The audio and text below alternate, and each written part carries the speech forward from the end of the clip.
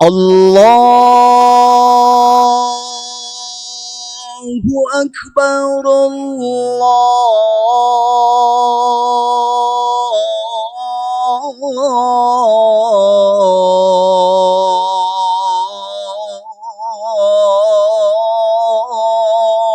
Akbar.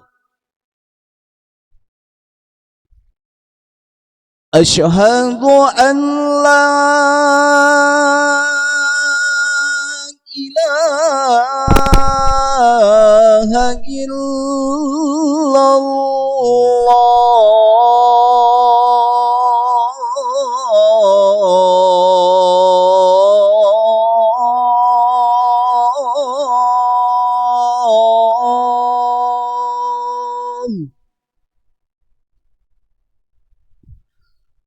Asyhadu an la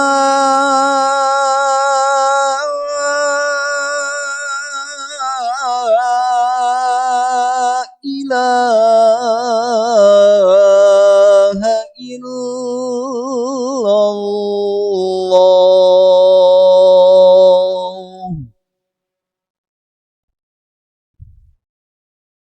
Asyhadu anna Muhammadar Rasulullah.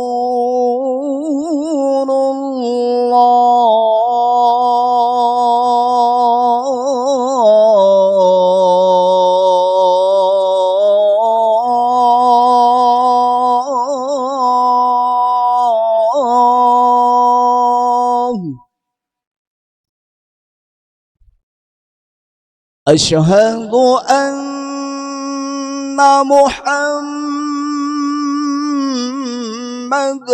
Rasulullah.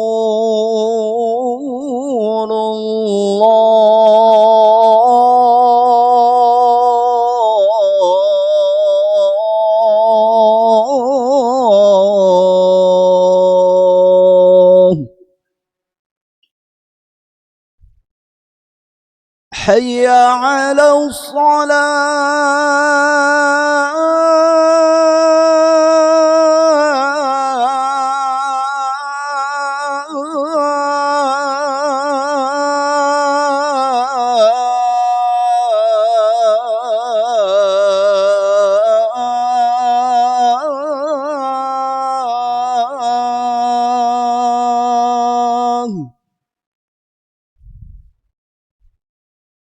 حي على الصلاة.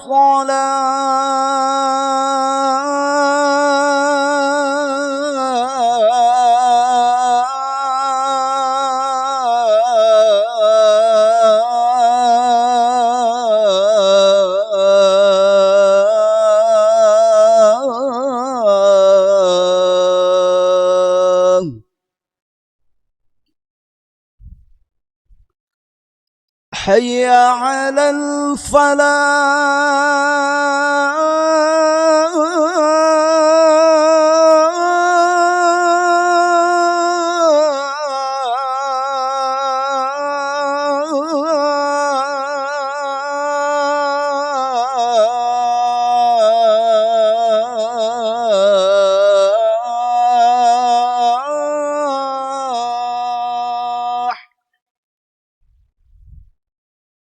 حي على الفلاح.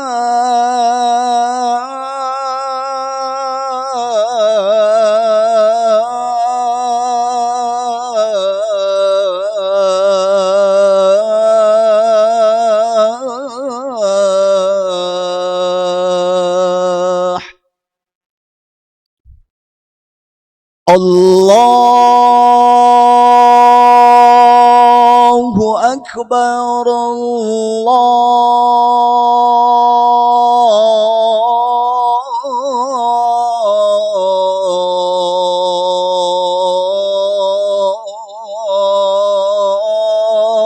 الله أكبر. لا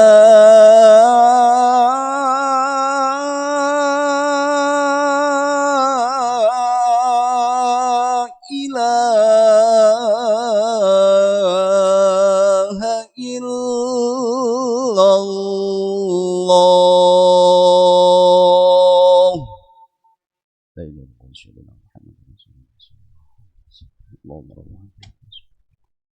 سيدنا ونبينا محمد لله ورسوله الله المشي وبنصر مقام محمد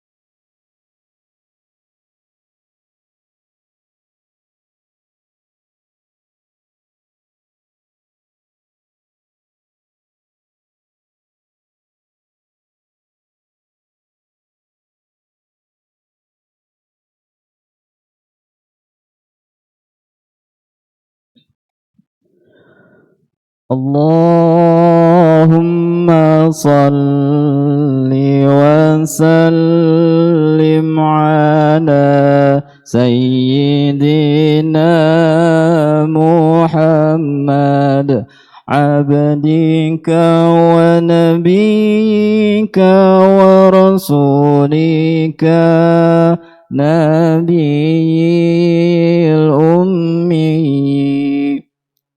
وعلى آله وصحبه وسلم.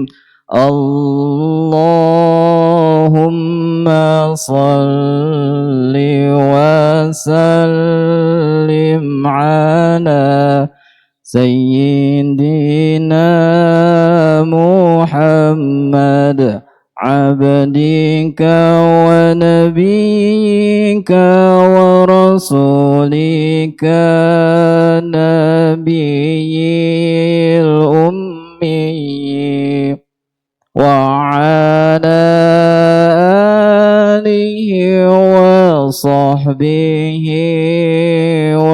وسلم. اللهم صل وسلم على سيدنا محمد عبدك ونبيك ورسولك نبي الأمي وعلى آله وصحبه وسلم. اللهم صل وسلم على سيدنا محمد عبدك ونبيك ورسولك نبي الأمي وعلى آله وصحبه وسلم. اللهم صل وسلم على سيدنا محمد عبدك ونبيك ورسولك نبي الأمي وعلى آله وصحبه وسلم.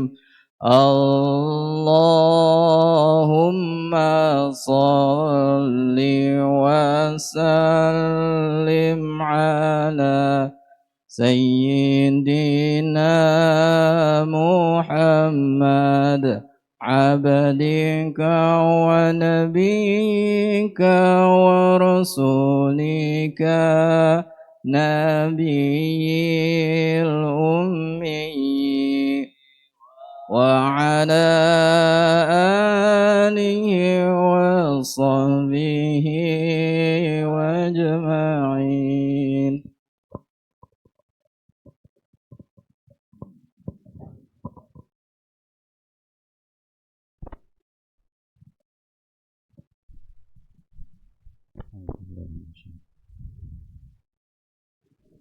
إن الله وملائكته يصلون على النبي يا أيها الذين آمنوا صلوا عليه وسلموا تسليما.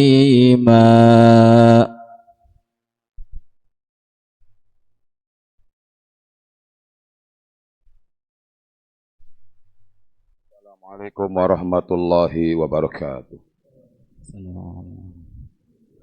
Allahu akbar, Allahu akbar, Allahu akbar, Allahu akbar. Ashhadu an la ilaha illallah. Ashhadu an la ilaha illallah.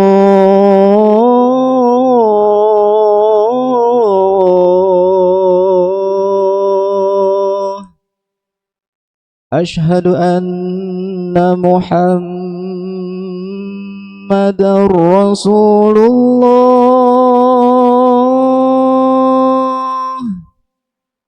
Ashhadu anna Muhammadar Rasulullah.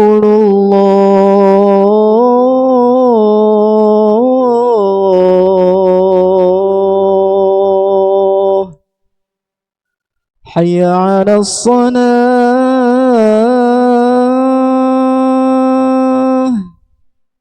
Hayya 'alas salah.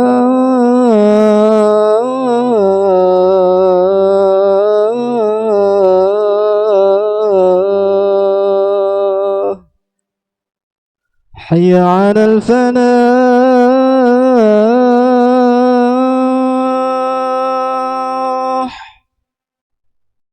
حي على الفلاح.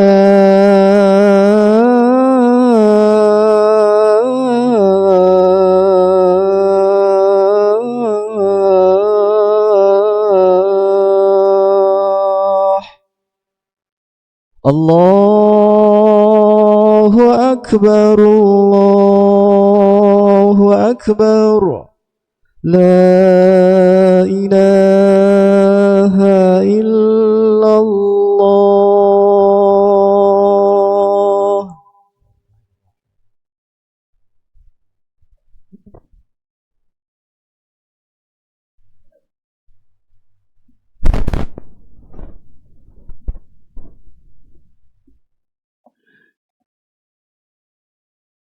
Alhamdulillahi rabbil alamin wal aqibatu lil muttaqin wala udwana illa 'alaz zalimin.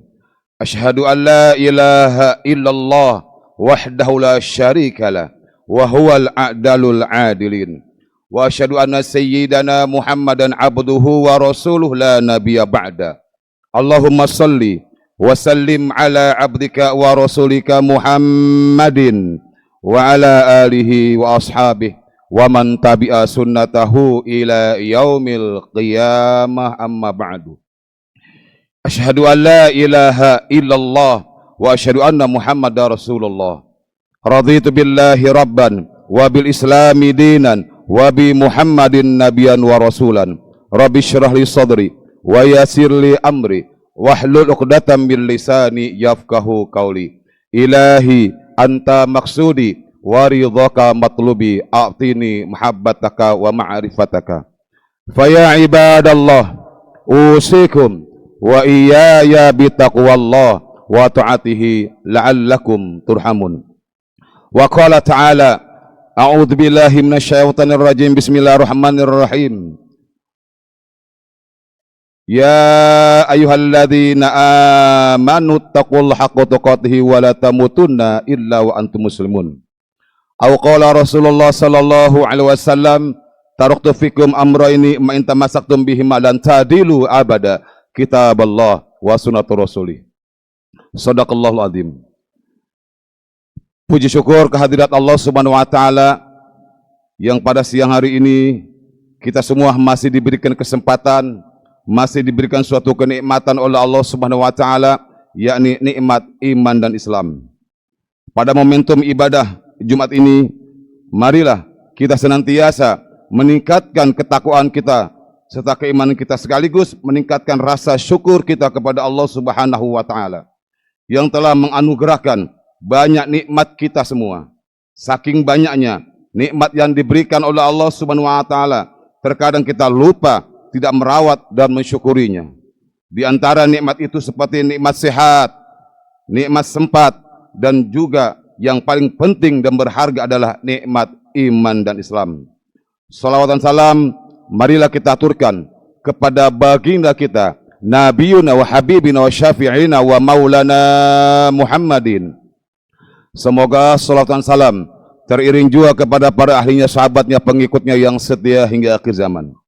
Ma'asyiral muslimin rahmat ta'ala, semua nikmat yang dianugerahkan kepada kita ini pasti tidak bisa kita hitung satu persatu. Hal ini sesuai dengan firman Allah Subhanahu wa taala di dalam Al-Qur'anul Karim surah An-Nahl ayat 18. Bismillahirrahmanirrahim. Wa in ta'uddu ni'matallahi la tusuha innallaha ghafurur rahim. Dan jika kamu menghitung-hitung nikmat Allah, niscaya kamu tak dapat menentukan jumlahnya. Sesungguhnya Allah benar-benar Maha Pengampun lagi Maha Penyayang. Ma'asyiral muslimin rahimah ta'ala, dalam mewujudkan rasa syukur kita, marilah kita senantiasa mengucapkan alhamdulillahi rabbil alamin, baik saat mendapat nikmat maupun saat kita ditimpa suatu musibah. Karena perlu disadari, nikmat yang dianugerahkan oleh Allah Subhanahu wa taala kepada kita sekalian lebih banyak dari masalah dan musibah yang kita hadapi dan kita rasakan.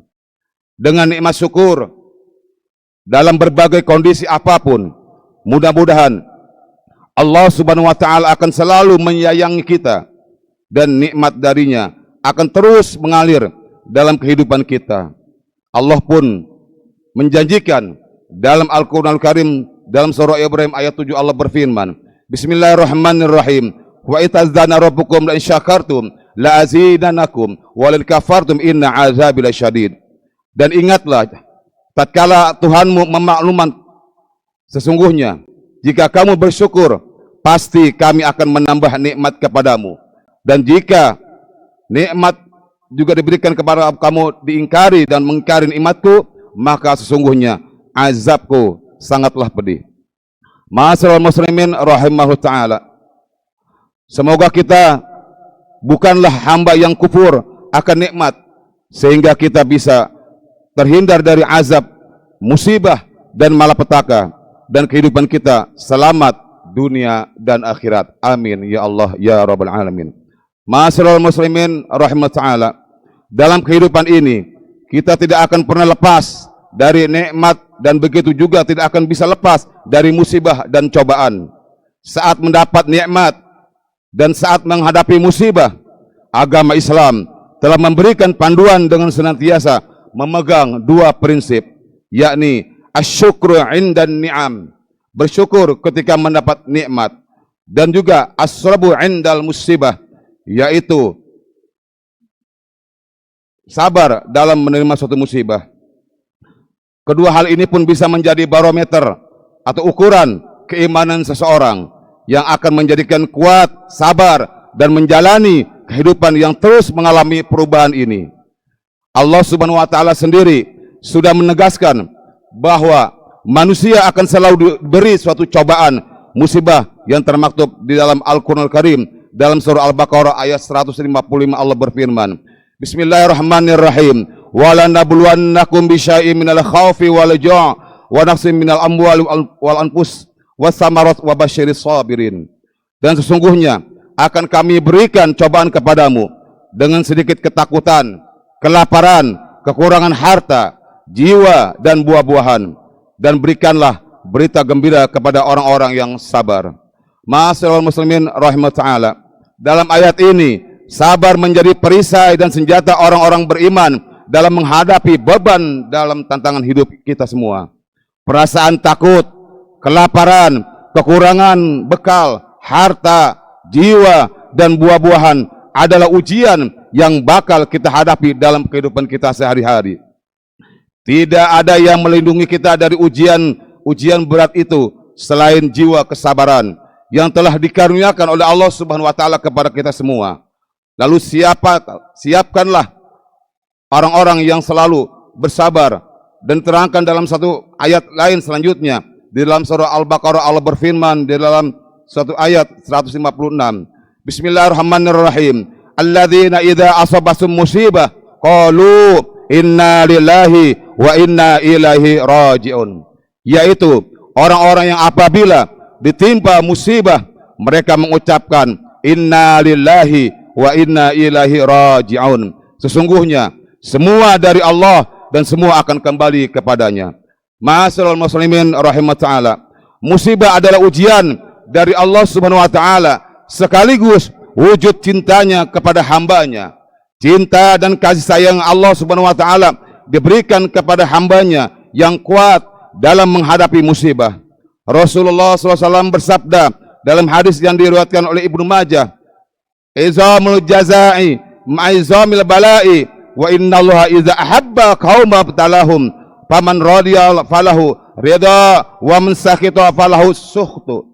Besarnya pahala sesuai dengan besarnya cobaan, dan sesungguhnya apabila Allah mencintai suatu kaum maka Dia akan menguji mereka. Oleh karena itu, barang siapa ridha menerima cobaan tersebut maka baginya keridhaan, dan barang siapa murka maka baginya kemurkaan. Ma'asyiral muslimin rahimahullah ta'ala, hal ini memberikan motivasi kepada kita untuk senantiasa optimis dan terus sabar dalam menghadapi musibah tersebut. Memang terkadang pesimisnya terus menghantui kita dan semakin menambah berat beban dalam menghadapi musibah dan cobaan tersebut. Namun sebenarnya bukan besarnya ombak lautan yang kita hadapi, melainkan perahu kitalah yang terlalu kecil untuk mengarunginya. Bukanlah besar masalah yang kita hadapi, melainkan kesabaran kitalah yang terlalu kecil untuk menghadapinya. Ma'asyiral muslimin rahimahullah ta'ala, perlu disadari bahwa sikap sabar ini bukanlah berarti menyerah terhadap kondisi yang ada. Sabar harus diiringi dengan ikhtiar untuk menghadapi ujian yang ada. Bukan lari dari ujian itu sendiri. Ujian dalam hidup akan menjadikan kita lebih kuat dan berpengalaman dalam menghadapi ujian yang nantinya pasti akan kita temui lagi. Lari dari ujian hidup bukanlah solusi untuk menyelesaikannya, karena jika kita lari dari ujian dan masalah hidup, maka bersiap-siaplah untuk menghadapi masalah yang lebih besar. Ma'asyiral muslimin rahimahullah ta'ala, la yukallifullahu nafsan illa wus'aha, laha ma kasabat wa 'alaiha maktasabat. Allah tidak akan membebani seseorang melainkan sesuai dengan kesanggupannya. Ia mendapat pahala dari kebajikan yang diusahakannya dan ia mendapat siksa dari kejahatan yang dikerjakannya. Ma'asyiral muslimin rahimahullah ta'ala, sabar itu seperti payung yang tidak bisa menghentikan hujan, namun akan melindungi kita dari air yang membasahi, sehingga kita masih akan tetap bisa berjalan di tengah-tengah deras hujan. Kesabaran tidak akan bisa menghilangkan musibah, namun kita akan tetap tegar dalam melewatinya. Innallaha ma'as sabirin. Sesungguhnya Allah beserta orang-orang yang sabar. Ma'asyiral muslimin rahimahullah ta'ala, dari penjelasan ini kita bisa menyimpulkan bahwa orang-orang sabar adalah dia yang tidak pernah lemah, tidak mudah patah semangat atau menyerah. Sifat sabar ini dicontohkan oleh Rasulullah sallallahu alaihi wasallam ketika umat Islam menjadi minoritas dan ditindas di Makkah. Tidak ada yang berpaling, menyerah atau kompromi soal akidah Islam. Semua tetap tegar dan semua tetap kuat meskipun dalam siksaan kaum Quraisy. Ma'asyiral muslimin rahimahullah ta'ala, demikian pula ketika masa pasca hijrahnya Madinah, mereka tetap sabar dan tahan banting dengan pasukan yang jumlahnya lebih sedikit. Ketika menahan diri mereka bersabar, ketika perang terbuka pun mereka sabar. Dengan modal kesabaran ini, maka umat Islam awal tersebut meraih kemenangan yang gemilang. Ma'asyiral muslimin rahimahullah ta'ala, orang-orang yang sabar dan kuatlah yang akan disertai oleh Allah Subhanahu wa taala dengan kemenangan. Sebagaimana firman Allah Subhanahu wa taala dalam satu surah lain, yaitu surah Al-Imran ayat 146. Dan betapa banyak nabi yang berperang didampingi sejumlah besar dari pengikutnya yang bertakwa.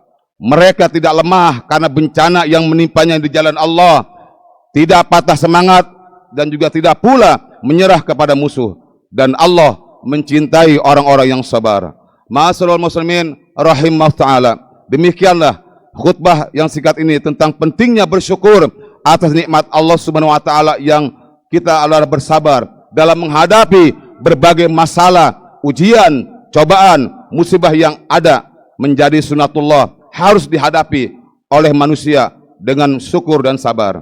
Semoga kita semua termasuk orang-orang yang kuat dan sabar dalam menghadapi suatu musibah dan juga menerima nikmat dari Allah Subhanahu wa taala segala bentuk permasalahan dalam hidup.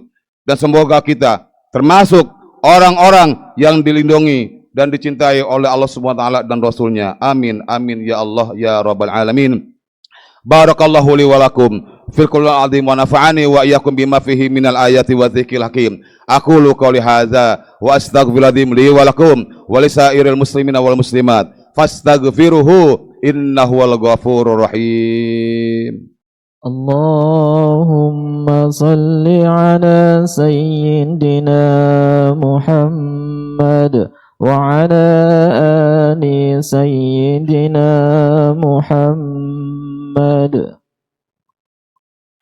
Innal hamdalillah nahmaduhu wa nasta'inuhu wa nastaghfiruh wa natubu ilaih wa na'udzu billahi min syururi anfusina wa min sayyiati a'malina may yahdihillahu fala mudilla lahu wa may yudlil fala hadiya lahu. Asyhadu an la ilaha illallah wahdahu la syarika lahu wa asyhadu anna sayyidana Muhammadan abduhu wa rasuluhu la nabiyya ba'da. Allahumma salli wa sallim ala abdika wa rasulika Muhammadin wa ala alihi wa ashabihi wa man tabi'a sunnatahu ila yaumil qiyamah, amma ba'du. Asyhadu an la ilaha illallah wa asyhadu anna Muhammadar Rasulullah. Raditu billahi rabban wa bil islami dinan wa bi Muhammadin nabiyyan wa rasulan. Rabbi syrah li sadri wa yassir li amri wahlul 'uqdatam min lisani yafqahu qawli. Ilahi anta maksudi wa ridhaka matlubi a'tini muhabbataka wa ma'rifataka. Faya ibadallah usikum wa iyaya bitaqwallah wa ta'atihi la'allakum turhamun. Wa qala ta'ala a'udzu billahi minasyaitonir rajim. Bismillahirrahmanirrahim.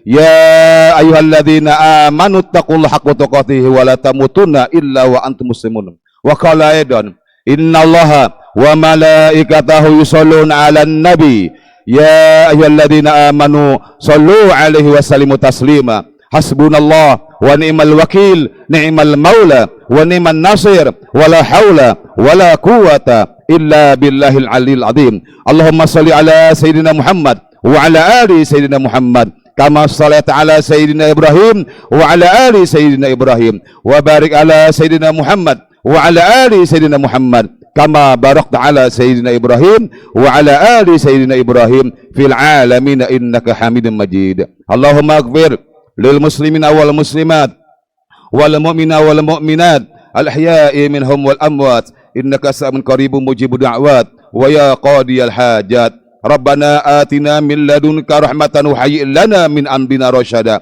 Rabbi ij'alni muqimas sholati wa min dzurriyyati rabbana wa taqabbal du'a. Rabbi habli minas salihin, Rabbi habli minas salihin, Rabbi habli minas salihin. Allahumma ya kafiyal bala ikfinal bala qabla nuzulihi minas sama'i ya Allah ya Allah ya Allah ya Allah ya Allah ya Allah. Allahumma shalli ala sayyidina Muhammadin wa ala ali sayyidina Muhammadin bi'adadi kulli da'in wa dawa'in. Rabbana taqabbal minna innaka antas samiul alim wa tub alaina innaka antat tawwabur rahim. Rabbana hab lana min azwajina wa dzurriyyatina qurrata a'yun waj'alna lil muttaqina imama. Rabbana atina fid dunya hasanah wa fil akhirati hasanah wa qina adzabannar. Ibadallah, innallaha ya'muru bil 'adli wal ihsan wa itaa'il qurba wa yanha 'anil fahsya'i wal munkar wal baghi ya'izukum la'allakum tadhakkarun. Fazkurun azkurkum washkuruhu ala ni'amikum akbar wallahu ya'lamu ma tasna'un. Aqimis shalah.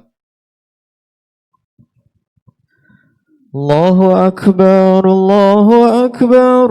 Asyhadu an la ilaha illallah. Asyhadu anna Muhammadar Rasulullah. Hayya 'alas salati, hayya 'alal falah. Qad qamatis salatu, qad qamatis salah. Allahu akbar, Allahu akbar. La ilaha illallah.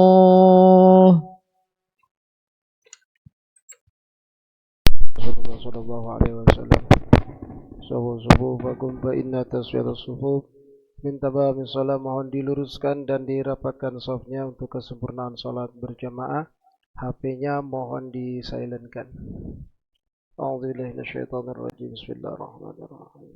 A'udzu birabbin nas malikin nas ilahin nas min syarri alladzi yuwaswisu fi sudurin nas. Rabbi a'udzu bika min syaitan. Shalli fardal jum'ati ramadi. Imaman tabi'in. Allahu akbar. Allahu akbar kabir. Alhamdulillah.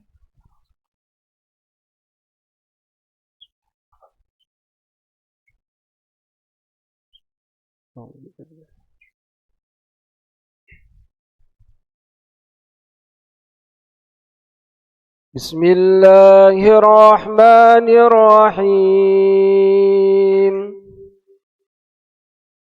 Alhamdulillahi rabbil alamin.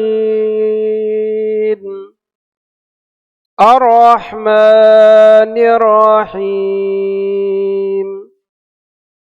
Maliki yaumiddin. Iyyaka na'budu wa iyyaka nasta'in. اهدنا الصراط المستقيم صراط الذين أنعمت عليهم غير المغضوب عليهم ولا الضالين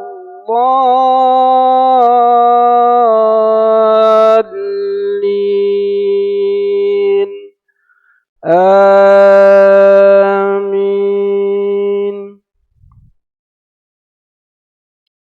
بسم الله الرحمن الرحيم.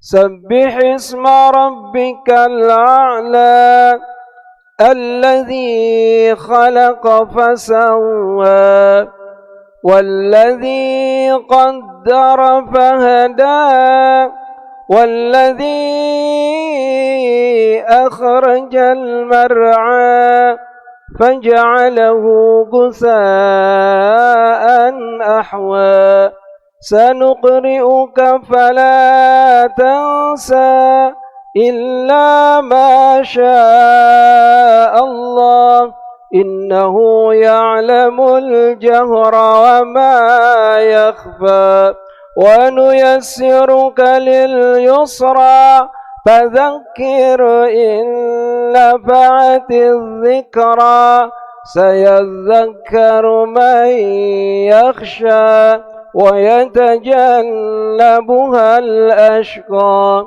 الذي يصلى النار الكبرى ثم لا يموت فيها ولا يحيا قد أفلح من تزكى وذكر اسم ربه فصلى بل تؤثرون الحياة الدنيا والآخرة خير وأبقى إن هذا لفي الصحف الأولى صحف إبراهيم وموسى. الله أكبر. سمع الله لمن حمده. الله أكبر.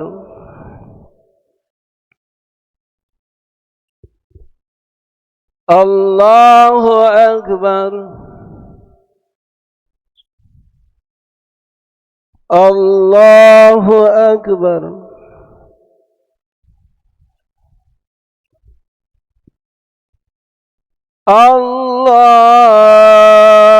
الله أكبر. بسم الله الرحمن الرحيم. الحمد لله رب العالمين الرحمن الرحيم مالك يوم الدين إياك نعبد وإياك نستعين اهدنا الصراط المستقيم صراط الذين أنعمت عليهم غير المغضوب عليهم ولا الضالين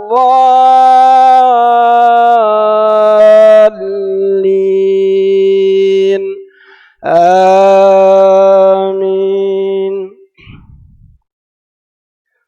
بسم الله الرحمن الرحيم. ألم نشرح لك صدرك ووضعنا عنك وزرك الذي أنقض ظهرك ورفعنا لك ذكرك فإن مع العسر يسرا إن مع العسر يسرا فإذا فرغت فانصب وإلى ربك فارغب. الله أكبر. سمع الله لمن حمده. الله أكبر. الله أكبر. الله أكبر.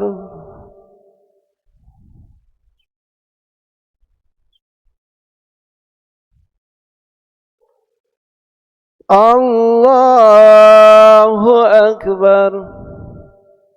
التحيات لله.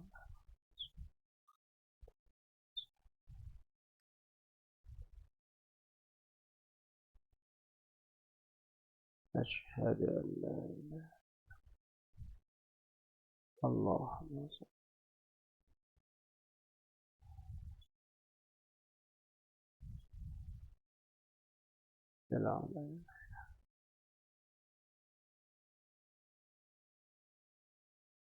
السلام عليكم ورحمة الله. السلام عليكم ورحمة الله. بسم الله الذي أستغفر الله العظيم. أستغفر الله العظيم.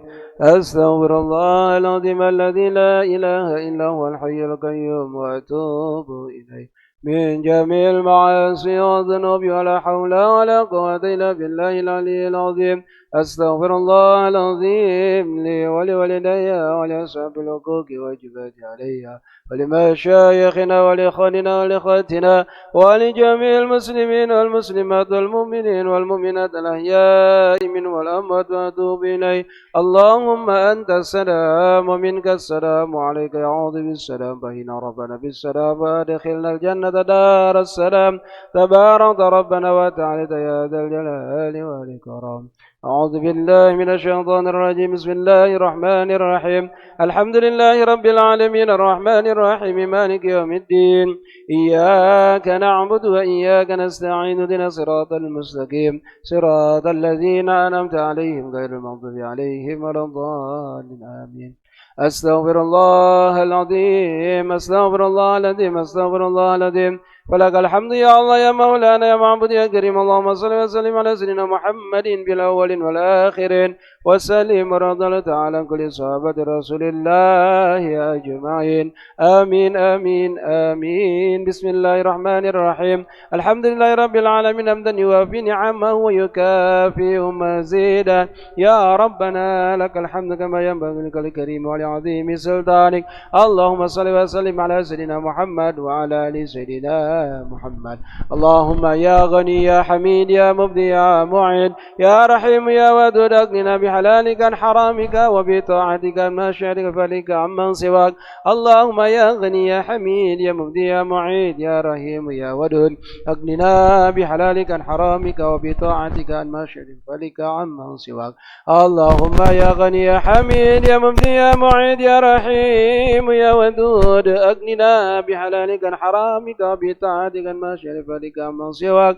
اللهم اغفر لنا ذنوبنا ولوالدينا وارحمهم كما ربيانا صغارا ولجميع المسلمين والمسلمات والمؤمنين والمؤمنات يوم يقوم الحساب. ربنا افرغ علينا صبرا وثبت أقدامنا وانصرنا على القوم الكافرين. ربنا تقبل منا إنك أنت السميع العليم وتب علينا إنك أنت التواب الرحيم. ربنا آتنا في الدنيا حسنة وفي الآخرة حسنة وقنا عذاب النار. وصلى الله على سيدنا محمد وعلى آله وصحبه أجمعين بفضل سبحان ربك رب العزة عما يصفون. سلام على المرسلين والحمد لله رب العالمين. الله